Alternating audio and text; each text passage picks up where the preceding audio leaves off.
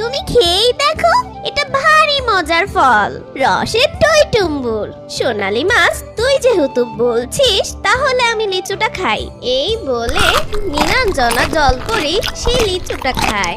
আর সে লিচুটা খেয়ে বলে, ওফ, এই লিচুটা তো খুব মিষ্টি আর সুস্বাদু। আমার এই লিচু খেয়ে খুব ভাল লাগছে। আমি আর এরকম লিচু আরো যদি খেতে পারতাম অনেক ভালো হতো। তখন সোনালী মাছ বলে, আরে নীলাঞ্জনা, তুমি তো অনেক লিচু খেতে পারো। যদি এই বীজটা মাটিতে রোপণ করো, তা থেকে গাছ হবে আর সেই গাছ থেকে অনেক লিচু ধরবে। সত্যি বলছো সোনালী মাছ? তাহলে আমি এখনই এই লিচুর বীজটা মাটিতে রোপণ করব। চলো এখনই আমরা পানির উপরে যাই।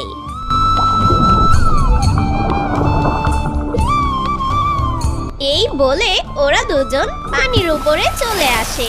আর ওরা দুজন নদীর পাশে একটা জায়গায় সেই লিচুর বীজটা রোপণ করে। আচ্ছা সোনালী মাছ, এই লিচুর বীজ থেকে কখন গাছ হবে? আরে, এই লিচু থেকে গাছ হতে অনেক দেরি হবে, এবছর শেষ হয়ে যাবে। কি বলছো সোনালী মাছ? আমার তো ধৈর্য সহ্য নেই, আমার তো আর সহ্য হচ্ছে না। আমি আরো লিচু খেতে চাই, খুব দ্রুত আমার লিচু গাছ দরকার।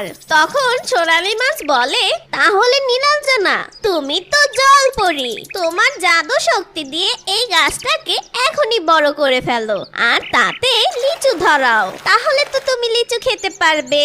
আরে সত্যি তো সোনালী মাছ, আমি তো ভুলেই গেছিলাম, আমি জাদু জানি। দাঁড়াও, আমার জাদু শক্তি দ্বারা আমি এখনই এই গাছটাকে বড় করে ফেলছি। এই বলে নীলাঞ্জনা জলপরি তার জাদু দিয়ে সেই লিচু গাছটা ধীরে ধীরে বড় করে ফেলে।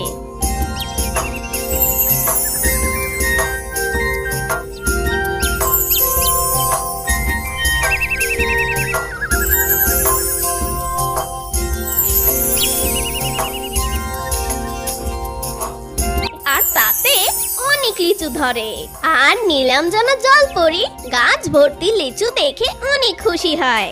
আর সোনালী মাছকে বলে, সোনালী মাছ, তুমি যেহেতু এই লিচুর খবর আমাকে দিয়েছো, তাই তোমাকে আমি কিছু লিচু খেতে দিব, কিন্তু আর কাউকে আমি এই লিচু খেতে দিব না। এই লিচু এত সুস্বাদু আর এত মিষ্টি, আমি একাই খাবো। ঠিক তখনই ওই লিচু গাছে অনেকগুলো পাখি এসে বসে। আর তখন নীলাঞ্জনা জলপরি অনেক রেগে যায়। দেখেছিস সোনালী মাছ, গাছটা বড় হতে না হতে সব